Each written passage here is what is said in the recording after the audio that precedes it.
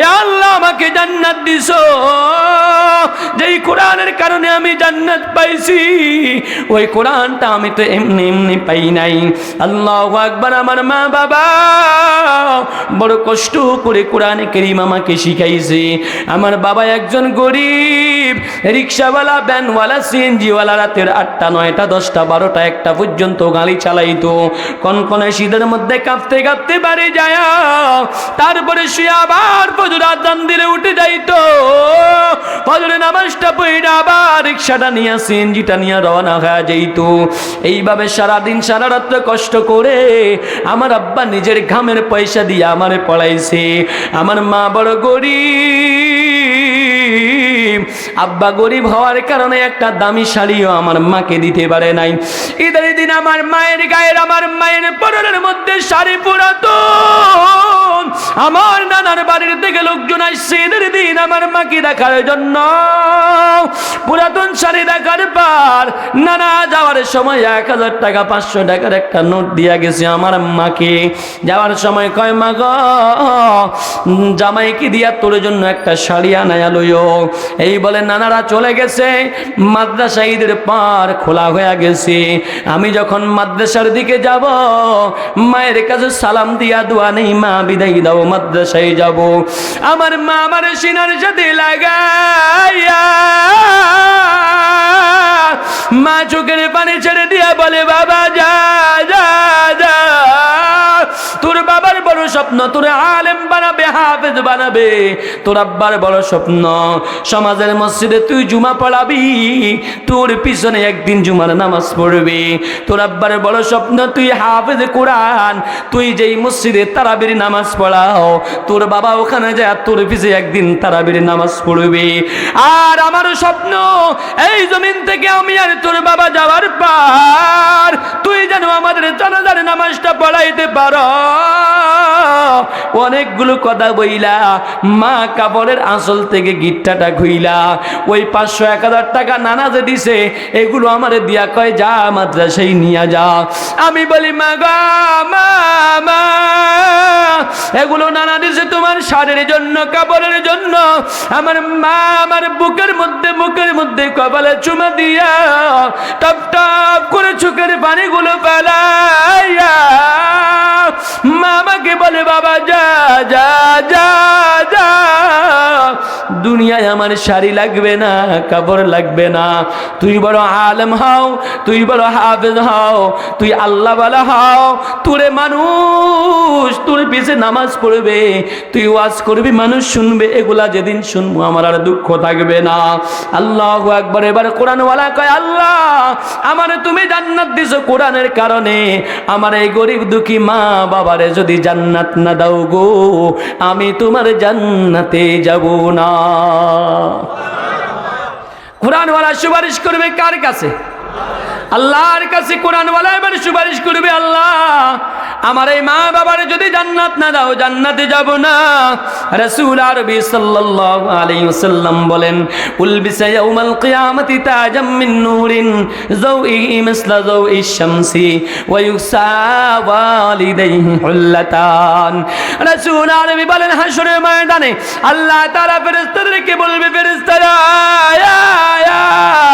কো জান্নাত থেকে 2টা নূরের টুপি নিয়ে আয়, 2টা জান্নাতের পোশাক নিয়ে আয়।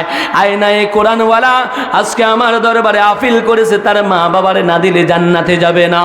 এই টুপিগুলো তার মা বাবারে পরায়া দে, জামাটা তার মা বাবারে পরায়া দে। পরায়া দেওয়ার পর হাসর ময়দানের অবস্থা কি হবে? পুরা হাসর ময়দান জলমল জলমল জলমল করতে থাকবে, লাইটিং করতে থাকবে, প্রকাশ মারতে থাকবে। মানুষগুলো বলবে, আব্দুর রহিমের বাবা মা দুনিয়ায় দেখছি পাটা জামা পরছো, পাটা শাড়ি পরছো, আজকে এত দামি জামা চক চক চক চক করে, এত দামি জামা কোথায় পাইলা? এত দামি মুকুট কোথায় পাইলা? বলে, আমার ছেলেকে দুনিয়ার জমিনে আলেম বানানোর কারণে, হাফেজ বানানোর কারণে আল্লাহ আজকে জান্নাতি পোশাক পরায়া আমাদেরকে সম্মানিত করে, জান্নাতি পাসপোর্ট আর টিকেট দিয়া আমাদেরকেও জান্নাতের মেহমান বানায়া দিছে। সে আল্লাহ এখনো আছে না নাই? সেই কোরআন আছে না নাই? আমি তো বলি বন্ধু, সব সমস্যার সমাধান মহাগ্রন্থ স্লোগান দেওয়া যাবে না? সব সমস্যার সমাধান দিতে পারে আল কোরআন। আওয়াজ হয় ভাত খাইছি না, বল নাই। হাই হাই হাই, ওয়াজ করে আমি ওনার গো বল নাই। জোরে গান, সব সমস্যার সমাধান দিতে পারে আল কোরআন। সমাধান চাও যদি জীবনে মরণে, ফিরে যাও খুঁজে নাও চোখ রাখো কোরআনে। সমাধান চাও যদি জীবনে মরণে, ফিরে যাও খুঁজে নাও চোখ রাখো কোরআনে। তবেই পাবে সুখ শান্তির ঠিকানা, তবেই পাবে সুখ শান্তির ঠিকানা। মেনে যদি নাও তুমি মনে প্রাণে সমাধান, ও সমাধান, ও সমাধান, ঠিক না? এই যে চির অম্লান চির মুক্তির ডাক, এই যে মহাবাণী খোদারি কালামে পাক। এই দুনিয়ায় আর সেই দুনিয়া, এই দুনিয়ায় আর সেই দুনিয়া, শান্তি পাবে তুমি দু জাহানে। সমাধান, ও সমাধান, সমাধান চাও যদি জীবনে মরণে, ফিরে যাও খুঁজে নাও চোখ রাখো কোরআনে। এ বাণী সকলের নয় শুধু মুমিনের, যারাই মানবে মেনে ফল পাবে কোরআনের, ঠিক না? ঘরে বলো কিংবা রাষ্ট্রে বলো, ঘরে বলো কিংবা রাষ্ট্রে বলো, অশান্তি দূর করে শান্তি আনে সমাধান, ও সমাধান। সমাধান চাও যদি জীবনে মরণে, ফিরে যাও খুঁজে নাও চোখ রাখো কোরআনে। আল্লাহ কোরআনের সাথে জীবন গড়ার তৌফিক দান করেন, জোরে কোন আমিন। এবার কোরআন ওয়ালাকে আল্লাহ জানা দিবে, যা যা যা, তোর মা বাবার জান্নাতের দুলা সাজা দিছি, নিয়া জান্নাতে চলে যাও। কোরআন ওয়ালা কয়, আল্লাহ মা বাবার দিছো পাইছি, এটা তো স্পেশাল কোটায় পাইছি, এটা তো মুক্তিযোদ্ধার কোটায় পাইছি। আল্লাহু আকবার, এটা তো দলীয় কোটায় পাইছি। এ আল্লাহ, তোমার রাসূল আরেকটা কথা বইলা দিয়ে আইছে, বলে কি বলছে? ওয়াশাফাহু ফি আশরাতিন মিন আহলি বাইতিহি কুল্লুহুম ক্বাদ ওয়াজাবাত লাহুন নার। ও খোদায়ের মালিক, তোমার রাসূল বলে দিয়েছে কোরআনওয়ালা ন্যূনতম 10 জন সুপারিশ করে জান্নাতে নেবে। কয়জন? আল্লাহ মাত্র মা বাবার দিছে স্পেশাল কোটায়, আরো 10টা নাম তো আমি পাবো। তোমার রাসূলের কথা যদি সত্য হয়, আমি আরো 10টা নাম পাবো। আর যদি 10টা নাম না দাও, তাহলে বইলা দাও তোমার রাসূলের কথা মিথ্যা। আমার আল্লাহ কয়, রে কোরআনওয়ালা, আমার কোরআন সত্য না, আমার কোরআন সত্য, আমার রাসূলের কথা সত্য। কোরআনওয়ালা, তুই যেটা বলছো সেটা সত্য। ফেরেশতারা কইরে আয় আয়, এই বান্দা কোন কোন মানুষগুলোরে চাই, আমি আল্লাহ মঞ্জুরি দিয়া দিছি, তাড়াতাড়ি ওই মানুষগুলো নিয়া জান্নাতের বাগানে ঢুকাইয়া দে। নাহনুল খালিদাতু ফালা নাবিদু ওয়া নাহনুন নাইমাতু ফালা নাবআসু ওয়া নাহনুর রাজিয়াতু ফালা নাসখাতু তুবা লিমান কানা লানা ওয়া কুন্না লাহু, তুবা লিমান কানা লানা ওয়া কুন্না লাহু। বন্ধু, এই কোরআনের সাথে আমরা সম্পর্ক রাখতে চাই কি চাই না? এই কোরআনের সাথে সম্পর্ক রাখতে, কোরআনওয়ালার খেদমত করতে কি লাভ? একটা ঘটনা বলে শেষ করব, থাকবেন না ইনশাআল্লাহ?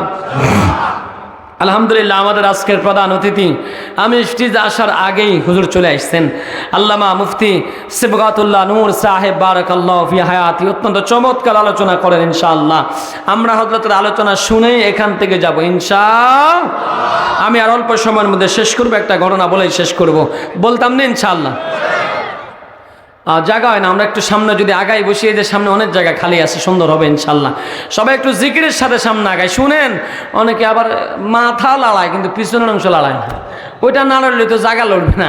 একটু সামনে আগান, পুরা বডি লড়ান। লা ইলাহা ইল্লাল্লাহ, লা ইলাহা ইল্লাল্লাহ, লা ইলাহা ইল্লাল্লাহ, লা ইলাহা ইল্লাল্লাহ, লা ইলাহা ইল্লাল্লাহ, লা ইলাহা ইল্লাল্লাহ।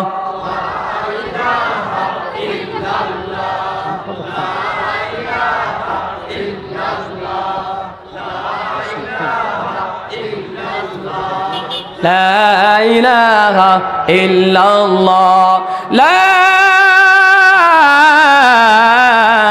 إله إلا الله محمد رسول الله। সুলতান মাহমুদ গজনবী আল্লাহ ওয়ালা বুজুর্গ একজন বাদশাহ, দেশপ্রেমিক বাদশাহ, তাহাজ্জুদ গুজার বাদশাহ, কোরআন তেলাওয়াত বর্ণেওয়ালা বাদশাহ, মদিনার সনদ দেশ সালানেওয়ালা বাদশাহ। এই সুলতান মাহমুদ গজনবী রাস্তার পাশ দিয়ে একদিন হেঁটে যায়, দেখে একটা ছেলে কোরআনে কারীম হাতে নিয়া শীতের মধ্যে কাঁপতেছে আর দাঁড়ায়া দাঁড়ায়া তেলাওয়াত করে। সুলতান মাহমুদ গজনবী ডাক দিছে, রে বাবা,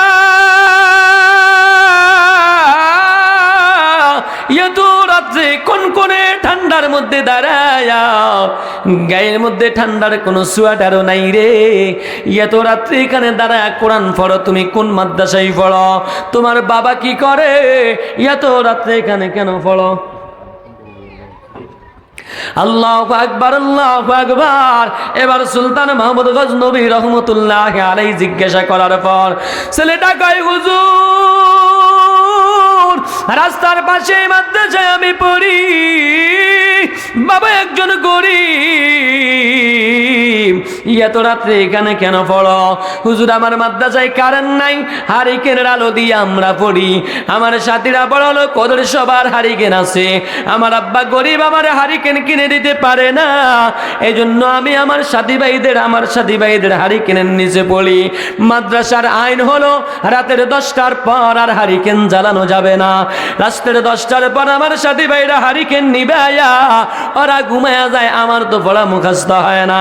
আব্বার বড় স্বপ্ন, আলেম বানাবে, হাফেজ বানাবে।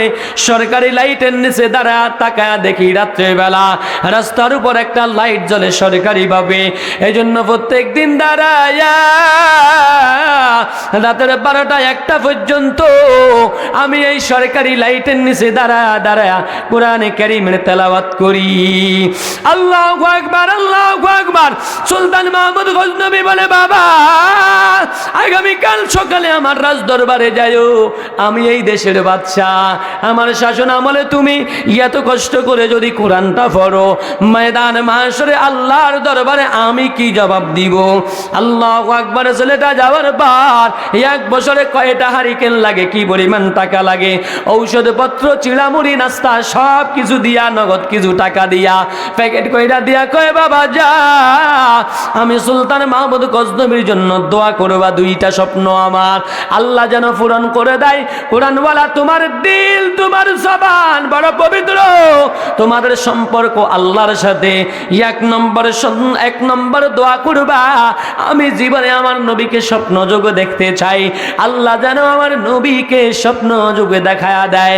2 নম্বর আশা হলো, আমার নবীকে স্বপ্ন যোগে দেখার পর জিজ্ঞাসা করতাম, এই জমিনে শ্রেষ্ঠ লোক কারা, আমি আজীবন ওই শ্রেষ্ঠ লোকগুলার খেদমত করতাম। ছেলেটা মাদ্রাসায় চলে গেছে, যাওয়ার পরে রাত্রের বেলা কোরআনটা তেলাওয়াত করে 1টা 2টা যখন হয়, আল্লাহর ঘরে মসজিদে যায় সিজদার মধ্যে পইরা আল্লাহরে ডাক দিছে, আল্লাহ ও গো দয়ার মালিক, সুলতান মাহমুদ গজনবী আমার সব প্রয়োজন পুরা করে দিছে, আমার কোরআন পড়ার ব্যবস্থা করে দিছে আল্লাহ। সুতরাং তুমি তার জীবনের দুইটা স্বপ্ন আল্লাহ পূরণ করে দাও। সুলতান মাহমুদ গজনবী রাজদরবারে ঘুমায়, হঠাৎ করে দেখে তার রুমটা আলোকিত হয়ে গেছে, জলমল জলমল করে পুরা রুমটা আলোকিত হয়ে যাওয়ার পর একজন লোক সেখানে দাঁড়ানো, চেহারাটা বড় চমৎকার, জলমল জলমল জলমল জলমল করে। গজনবী কয়, কে আপনি? কে এত রাত্রে আমার রুমে? আল্লাহু আকবার। নবীজি কয়, গজনবী রে, আজকে 12 বছর পর্যন্ত যেই নবীকে স্বপ্নে দেখার আশায় কাঁদো, আমি সেই রহমাতাল লিল আলামিন। সুলতান মাহমুদ গজনবী খুশি হয়ে গেছে, হুজুর এত বছর কান্দি দেখা দিলেন না, আজকে হঠাৎ করে কেমনে? এরে গজনবী, আজকে তুই একজন কোরআনওয়ালার খেদমত করছ, ওর প্রয়োজন পুরা করে দিছ, ওর হাজতগুলো পূরণ করে দিছ, কোরআন পড়ার ব্যবস্থা করে দিছ। এই কোরআনটা আমার মাওলার কোরআন, এই কোরআনের জন্য আমার জীবন গেছে, আমি তাইফের ময়দানে মারি খেয়েছি, রক্তে রঞ্জিত হয়েছি, দান দান শহীদ হয়েছে। আজকে আমার নবীর এই কোরআনের জন্য তুই যখন খেদমত করেছো, আল্লাহ তোর স্বপ্ন পূরণ করে দিছে। 2 নম্বর স্বপ্ন কি? ক ইয়া রাসূলুল্লাহ, 2 নম্বর স্বপ্ন কন্যা। এই জমিনের মধ্যে শ্রেষ্ঠ লোক কারা? আজীবন ওই শ্রেষ্ঠ লোকগুলার খেদমত করব। আল্লাহ রাসূল কয়, গজনবী রে, 1400 বছর আগে বলে দিয়ে আইছি, খায়রুকুম মান তাআল্লামাল কুরআনা ওয়া আল্লামা, খায়রুকুম মান তাআল্লামাল কুরআনা ওয়া আল্লামা। এই জমিনের মধ্যে যারা কোরআন শিখে আর শিখায়, এরাই হলো জমিনের মধ্যে শ্রেষ্ঠ লোক। কোরআনওয়ালারা শ্রেষ্ঠ লোক, ঠিক কি না? না জঙ্গিবাদ, সন্ত্রাস, চাঁদাবাজ, টেন্ডারবাজ, এই জঙ্গিবাদ যার করে কোন কোরআনওয়ালারা এরা কয়দিন যায় রাস্তার মধ্যে, হলের মধ্যে 2 গ্রুপের মারামারি কইরা ওই যে জাহাঙ্গীরনগর বিশ্ববিদ্যালয়ের অধ্যক্ষের রুমের মধ্যে তালা মাইরা রাখছে। না, কোরআনওয়ালারা এই সমস্ত কাজ করতে পারে। এই কোরআনওয়ালার খেদমত করে সুলতান মাহমুদ গজনবীর স্বপ্ন আল্লাহ বাস্তবায়ন করে দিছে। এই ময়দান থেকে এই কোরআনের মাদ্রাসা যতদিন থাকবে এলাকার জন্য রহমত, মাদ্রাসা যতদিন থাকবে ছেলেরা এখানে কোরআন কারীম তেলাওয়াত করবে আর দোয়া করবে, আল্লাহ যারা আমাদের মাদ্রাসার ব্যবস্থা করে দেয়, ঘর নির্মাণে সহযোগিতা করে, মাহফিলে সহযোগিতা করে, ওদের গুনাহ মাফ করে দাও। প্রত্যেক দিন শিক্ষকরা ছাত্রদেরকে নিয়ে দোয়া করে, আল্লাহ এই এলাকার উপর খাস রহমত নাজিল করো। মুরব্বীরা যারা চলে গেছে কবরে আযাব মাফ করে দাও। যারা মানুষ এখনো জীবিত আছে হায়াত বৃদ্ধি করে দাও, অভাব অনটন দূর করে দাও, অসুস্থ থাকলে সুস্থ করে দাও। এই দোয়ার বিনিময় আল্লাহ তাআলা আমাদেরকে সুখে আর শান্তিতে রাখেন। জোরে কোন ঠিক কি না? কার চুল্লায় সিন্নি খাইছো মোল্লা চিনলা না, কার চুল্লায় সিন্নি খাইছো মোল্লা চিনলা না। যারা কোরআন ও হাদিসের ওলামায়ে কেরামের মাদ্রাসা মসজিদের বিরুদ্ধে কথা কয়, বুঝবেন এদের বয়স 60 হয়ে গেছে। কি হয়ে গেছে? 60 বুঝছেন নি? একটা দৃষ্টান্ত দেই। এক কলেজের অধ্যক্ষ স্যার ক্লাসে যায় ছাত্রদেরকে কয়, আমার একটা অঙ্ক, উনি গণিতের স্যার, আমি তোমাদেরকে একটা অঙ্ক কমু, তোমরা আমার এটা সমাধান দিবা। বলে, স্যার কি অঙ্ক? আমি প্রত্যেক দিন 11টা বাজে তোমাদের ক্লাসে ঢুকি, 12টা বাজে বাইর হই, কও তো আমার বয়স কত? এটা কি কোনো প্রশ্ন হইল? একটা কয়, স্যার অনেকক্ষণ সবাই একটা দিকে তাকায়, কি রে স্যার এটা কি প্রশ্ন করলো? সর্বশেষ একটা কয়, স্যার আমি কইতে পারবো। আপনার বয়স 60 বছর। কি রে, আসলে তো আমার বয়স 60 বছর, কিন্তু তুই জানলি কেমনে? কেমনে কইতে পারলি? চাই সূত্রটা কত? কসার সূত্র একদম সোজা ফানিবাদ। কেমনে? আমার বাড়ির পাশে একটা পাগল আছে, ওর বয়স 30 বছর, হইলো আধা পাগল। তো চিন্তা করলাম আপনি যে প্রশ্ন করছেন আপনার পুরা পাগল, তো আপনার বয়স 60 বছর। জোরে কোন কথা রেখে না? আল্লাহ হেফাজত করুক। জোরে কোন আমিন।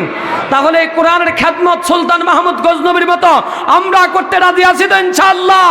এই ময়দান থেকে একজন লোক চাই কোরআনের খেদমত করার জন্য, এই কোরআনের মাদ্রাসার জন্য।